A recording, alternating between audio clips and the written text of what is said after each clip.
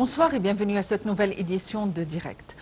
Aujourd'hui, le Caire a accueilli le Premier ministre jordanien pour des pourparlers et des négociations concernant des questions d'intérêt commun et à leur tête, évidemment, la question palestinienne et des territoires occupés, Gaza et l'invasion de Rafah. Il faut dire que lors d'une conférence de presse conjointe avec son homologue jordanien, Bishr el-Khawasmi, Dr Madbouli a confirmé que l'Égypte et la Jordanie maintiendraient leur réunion continue de haut comité conjoint entre les deux pays, saluant les relations bilatérales entre l'Égypte et la Jordanie. Dr Madbouli a souligné que l'engagement des deux pays à soutenir le peuple palestinien et à aboutir à l'établissement de son État des frontières du 4 juin 1967.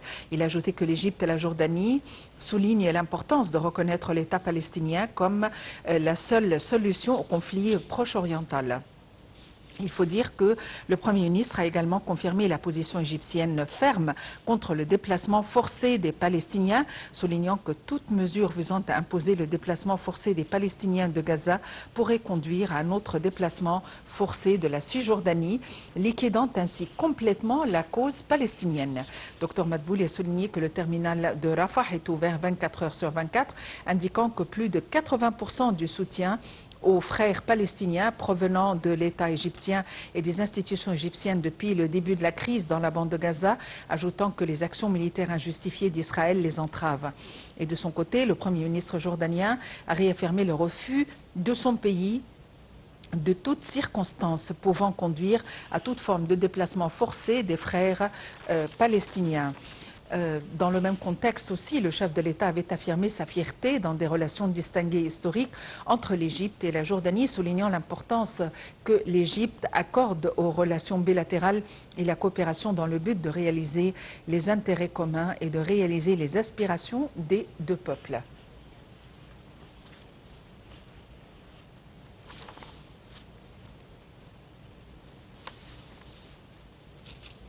Il faut dire que parmi la question palestinienne est au cœur des priorités et parmi les activités qui se déroulent sur le sol égyptien, notamment au Caire, eh bien, figurent les négociations de trêve qui se poursuivent dans cette capitale en présence de toutes les parties.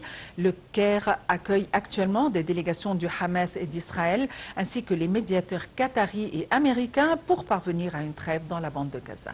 Voyons les détails dans ce compte rendu. Les négociations pour une trêve dans la guerre dévastatrice à Gaza ont repris mercredi 8 mai au Caire en présence de toutes les parties, a rapporté la chaîne égyptienne El Kahira News. Israël a été informé de la gravité de l'escalade, ajoute El Kahira News, soulignant que l'Égypte est prête à tous les scénarios. Le Caire avait déjà accueilli une délégation du Hamas avec des médiateurs qataris et américains pour essayer de trouver un accord prévoyant un cessez-le-feu et un échange des détenus et des prisonniers israéliens et palestiniens. Mais les négociations n'ont pas abouti et la tension est montée d'un cran après le tir à partir de Rafah de 4 obus de mortier en direction d'Israël dimanche.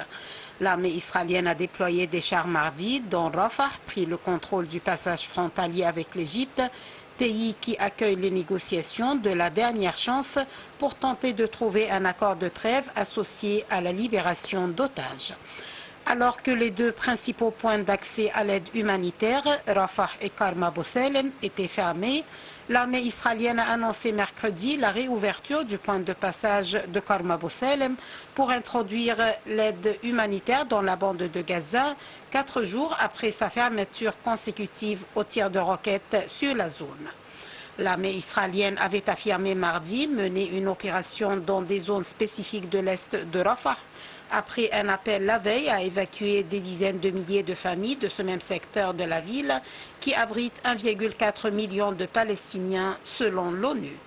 Cette évacuation a été annoncée en prévision à une offensive terrestre promise par le Premier ministre israélien Benjamin Netanyahou pour éliminer les derniers bataillons du Hamas. Les États-Unis, l'ONU et l'Union européenne avaient appelé Israël à ne pas mettre à exécution sa menace, redoutant un bain de sang et une aggravation de la crise humanitaire. L'opération israélienne intervient au lendemain de l'acceptation par le Hamas d'une proposition de cessez-le-feu soumise par l'Égypte et le Qatar. Dans un communiqué publié par le ministère des Affaires étrangères, l'Égypte a demandé à Israël d'éviter toute nouvelle escalade en cette période extrêmement sensible de négociation de cessez-le-feu et d'épargner le sang des civils palestiniens qui ont été déjà exposés à une catastrophe humanitaire sans précédent depuis le début de la guerre dans la bande de Gaza.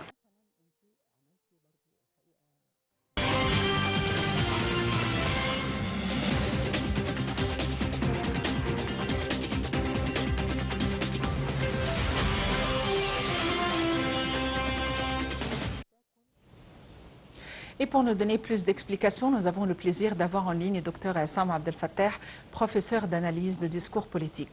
Dr Essam Abdel Fattah, bonsoir et bienvenue avec nous. Oui, bonsoir. Docteur Essam Abdel Fattah, le Caire a accueilli le Premier ministre jordanien pour des négociations concernant des dossiers d'intérêt commun et bien sûr à leur tête la question palestinienne, la trêve et aussi la question de Rafah. Et les dirigeants des deux pays ont assuré qu'ils continueraient les concertations étroites de manière à parvenir à une solution. On aimerait tout d'abord passer en revue les points les plus importants et les caractéristiques les plus importantes ayant été évoquées lors de leur rencontre. On s'attendait en fait à cette réunion, à cette rencontre entre ici la partie jordanienne et la partie égyptienne. Le Premier ministre jordanien, comme ça, et aussi ici l'Égypte. Là, on sait très bien que les deux pays sont les pays les plus touchés par la crise actuellement, étant donné qu'ils sont ici à la frontière. Ça veut dire que nous avons Rafah, c'est une frontière égypto ici palestinienne et aussi la Jordanie, c'est-à-dire la Cisjordanie avec la Jordanie, donc, et on sait très bien que les deux pays sont les pays qui devraient, en fait, dans la tête, dans le cerveau aussi du Premier ministre israélien, recevoir, accueillir les Palestiniens, les réfugiés, sinon où ils peuvent aller. Ça, c'est une chose. Et puis après, la situation est de plus en plus tendue, étant donné que ici, le Premier ministre israélien est déterminé à aller jusqu'au bout. On vient d'écouter votre rapport maintenant, c'est qu'il a commencé par l'est de Rafah. Pardon, l'ouest, je pense, oui, l'est de Rafah. Et puis après, c'est-à-dire qu'il fait, la première étape, c'est l'évacuation des civils, où il y a 4 millions de civils, en fait, palestiniens. Ensuite, il va lancer son offensive. Et c'est-à-dire, il est déterminé jusqu'au bout, il est complètement indifférent aux appels européens, parce que, enfin, il faut quand même considérer comme le vieux, en fait, qui n'a plus de pouvoir. Et le seul pouvoir, peut-être, qu'il possède, c'est de faire des appels, appeler, crier tout le temps. Mais ça n'aboutit à rien. L'Europe, c'est fini. Alors que pour les États-Unis, on vient d'entendre aussi, c'est que, pour ne pas dire une menace, mais en avertissement lancé par Biden. C'est-à-dire que si Israël va jusqu'au bout, c'est-à-dire lancer son opération ici ou son offensive, donc ici il va suspendre une aide. Ça veut dire quoi? Des armes, enfin des bombes ou des armes qui sont très importantes pour les opérations militaires israéliennes. Ça c'est une chose. Mais à quel point justement il est sérieux? Je viens d'entendre en fait beaucoup de rapports sur le discours de Biden, mais Biden est lui tiraillé parce que vous savez très bien que son parti démocrate n'est pas d'accord avec, par exemple, la suspension de l'assistance militaire. Alors que même les partisans sont convaincus que les Israéliens devraient quand même ne pas toucher les civils, mais ils ne vont pas jusqu'à, par exemple, abandonner Israël. Et ça, c'est vraiment le point critique. Il ne faut pas oublier que l'opinion publique maintenant, il va à l'encontre, en fait, de Biden et son parti démocratique. Pourquoi? Parce qu'il a besoin, en fait, de cette opinion publique pour les élections présidentielles.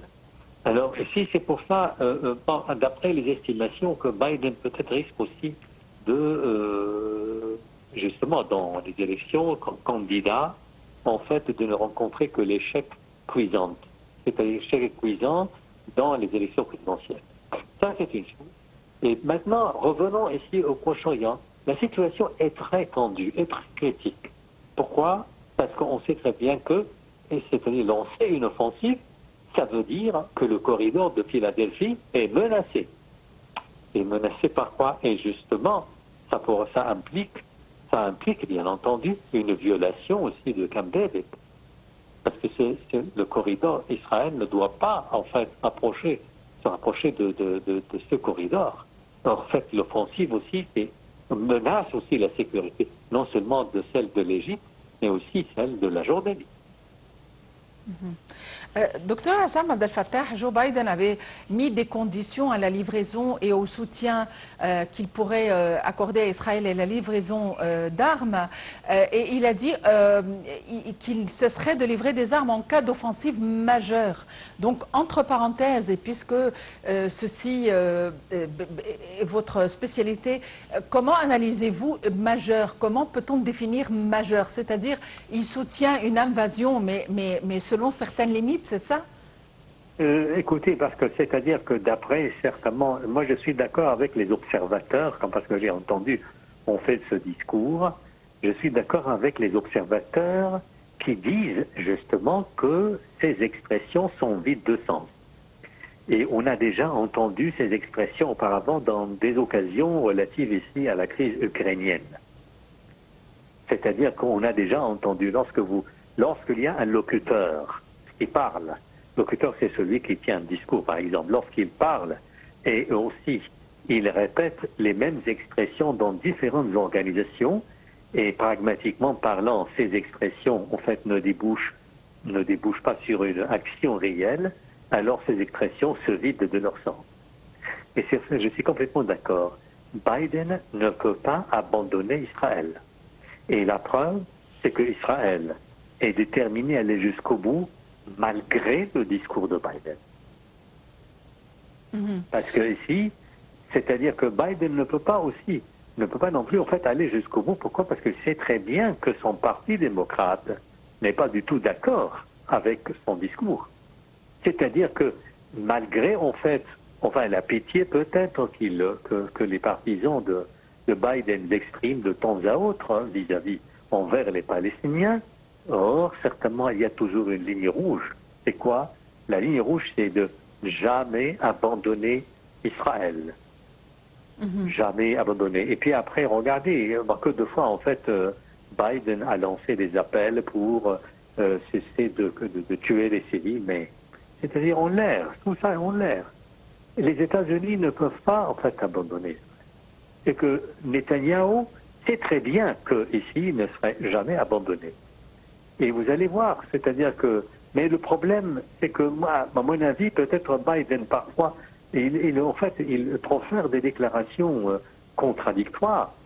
Des déclarations peut-être pour apaiser les manifestants, peut-être les manifestants de l'Université de Columbie, par exemple. Il peut dire ça, bien sûr.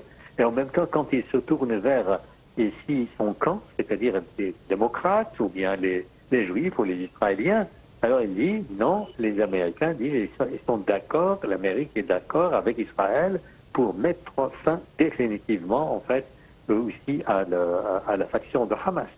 Voilà. Et il a déjà dit, c'est-à-dire il est complètement d'accord sur le fait d'éradiquer le dernier homme ici, jusqu'au dernier homme de Hamas. Donc, il y a des déclarations contradictoires de Biden, ce qui fait qu'il ne faut pas vraiment leur attacher une grande attention et importance. Oui, effectivement. Et à votre avis, est-ce que les négociations qui sont en cours au Caire, qui a accueilli les différentes parties concernées, Hamas, le côté qatari, le côté américain, en présence de l'Égypte, dans une tentative de parvenir à une trêve, est-ce que la trêve à laquelle on aspire, on pourrait y parvenir? Moi, je ne pense pas. C'est-à-dire que s'il y aura une trêve, c'est justement après le massacre de davantage de Palestiniens. C'est-à-dire que, c'est une des tentatives, une des centaines de tentatives en fait qui ont été faites par les pays arabes pour essayer d'apaiser la situation, de convaincre Israël justement de recourir à la table de négociation pour la trêve. Et puis après, ce qui se passe, c'est justement, vous savez très bien qu'il y a des manifestants ici en Israël, ici contre Netanyahou, c'est-à-dire des manifestants qui sont organisés par les familles des otages. Alors, on n'a aucune nouvelle sur les otages. C'est-à-dire les jours aussi, il y a une déclaration qui a été faite par un membre de Hamas, il a dit tout ça va au détriment aussi des otages, c'est-à-dire que nous n'allons jamais libérer les otages. Mais combien d'otages sont morts? C'est-à-dire que la carte avec laquelle on fait joue Hamas aussi perd de sa force de plus en plus. Parce que vous savez qu'il y a des otages qui sont morts. Il y a des otages certainement qui souffrent aussi des problèmes de santé après justement cet enfermement, ou bien cette capture. Je pourrais dire que on n'a aucune idée exacte du nombre de vivants. Est-ce que Netanyahou est assez préoccupé, par exemple, par la question d'otages? Absolument pas. Absolument pas. La preuve, c'est qu'il continue justement jusqu'au bout. Il veut mettre à exécution tout le plan. Nous sommes en présence de l'ultra-droite religieuse d'Israël. C'est-à-dire que la question de victimes israéliennes en fait, n'a aucune valeur pour l'ultra-droite. Oui, mais après fondamentaliste. Docteur Essam Abdel Fattah, après la destruction complète de la bande de Gaza, c'est-à-dire le fait de recommencer à Rafah, mais tout le monde a vu les conséquences. Comment se fait-il que les instances internationales, que le monde entier est muet, et quelles seraient les conséquences au cas où il arriverait à Rafah exactement la même chose, à l'instar du nord de Gaza? Et écoutez, il y a en fait, c'est-à-dire que pour les nouvelles générations, les nouvelles générations sont indignées complètement. Oui, je suis d'accord. La jeunesse aux États-Unis, en Europe, la jeunesse en fait est indignée contre les pouvoirs de leur gouvernement. Je suis complètement d'accord. Mais vous savez que, moi je vous conseille peut-être de recueillir ici un article intéressant de Ziad Bahedine qui a été publié à Masrelium.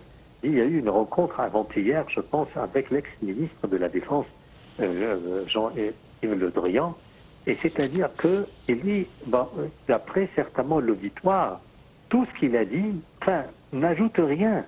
Mais on a remarqué quand même que, ici, l'ex-ministre de la Défense considère que le début de la crise, c'est le 7 octobre. Or, la crise remonte plus loin dans le temps. C'est-à-dire que, comme si vraiment que les Palestiniens n'existaient pas avant le 7 octobre. Comme si les Gazaouis, par exemple, n'étaient pas encore nés avant le 7 octobre. Vous savez, et puis après, il a confirmé qu'il y a toujours une ligne rouge que lui ne peut pas toucher. C'est-à-dire, c'est quoi toucher? C'est quoi la ligne rouge? C'est Israël. Israël. Il ne peut pas toucher ça. Il sait très bien que ça fait peur en fait aux Européens et surtout aussi les Français. Les Français ont très peur. Ont très peur en fait. Regardez toutes les émissions, toutes les chaînes françaises. C'est-à-dire que quand ils parlent, il y a toujours des lignes rouges. Et chaque jour, on fait référence ici au massacre des Juifs par les nazis, et aussi le massacre des Gazaouis. Ça occupe en fait un petit espace médiatique. Et ça, c'est vraiment dramatique, vraiment ça fait pleurer, ça fait une grande peine en fait. Donc les Européens n'attendaient pas beaucoup de choses. Et aussi là ici les États-Unis ont fait des appels, les Nations Unies aussi. Les Nations Unies en fait n'ont plus de pouvoir. Dans ce cas, au cas où il y aurait des déportations et des réfugiés, à votre avis, où ils s'orienteraient? Il n'y a que certainement des pays limitrophes, la Jordanie, l'Égypte, il n'y a pas la Syrie, mais enfin, vous savez que les Palestiniens sont partout, vous le trouvez partout, dispersés et tout, partout. Et c'est ça le problème. Et c'est pour ça qu'il y aura aussi le problème de la migration s'aggrave de plus en plus pour les Européens. Vous allez voir certainement. Est-ce que l'Europe pourrait en accueillir certains? Qu'elle puisse ou non, l'Europe, c'est pas grave, mais il y aura toujours le problème, c'est que l'Europe n'arrive pas justement à refouler les migrants. Elle ne peut pas faire face. Elle ne peut pas. Et c'est pour cela que j'essaye actuellement de signer des accords avec les pays méditerranéens, les pays arabes, pour inciter leur gouvernement à prendre toujours le nécessaire pour empêcher en fait les mouvements migratoires vers l'Europe. Eh bien, docteur Aissam Abdel Fattah, vous êtes professeur d'analyse de discours politique. Merci d'avoir été avec nous aujourd'hui. Eh bien, il ne reste plus de carburant que pour 3 jours. Telle est la déclaration du patron de l'Organisation mondiale de la santé sur le réseau social X. Voyons les détails dans ce compte rendu. Les hôpitaux du sud de Gaza n'ont plus que 3 jours de carburant, ce qui signifie qu'ils pourraient bientôt cesser de fonctionner, écrit le directeur général de l'Organisation mondiale de la santé, l'OMS, Tedros Adhanom Ghebreyesus. Le carburant sert essentiellement à alimenter les générateurs qui permettent de fournir les hôpitaux en électricité dont ils ont besoin pour fonctionner. L'un des 3 hôpitaux de Rafah et Najjar ne fonctionne plus en raison des combats en cours dans ses environs et de l'opération militaire à Rafah, a encore souligné Tedros Adhanom. La fermeture du poste frontière continue d'empêcher l'ONU d'apporter du carburant. Sans carburant, toutes les opérations humanitaires s'arrêteront, met-il en garde, ajoutant que les fermetures de frontières entravent également l'acheminement de l'aide humanitaire à Gaza. À l'heure où les opérations humanitaires fragilisées ont besoin de toute urgence d'être entendues, l'opération militaire de Rafah limite encore davantage notre capacité à atteindre des milliers de personnes qui vivent dans des conditions désastreuses, sans nourriture, sans installation sanitaire, sans services de santé et sans sécurité adéquate, affirme le directeur général de l'OMS avant de lancer que cela devait cesser maintenant. Le Premier ministre israélien Benjamin Netanyahu se dit déterminé à lancer un assaut terrestre contre Rafah, dernier bastion selon Israël du Hamas, qu'il a juré d'anéantir.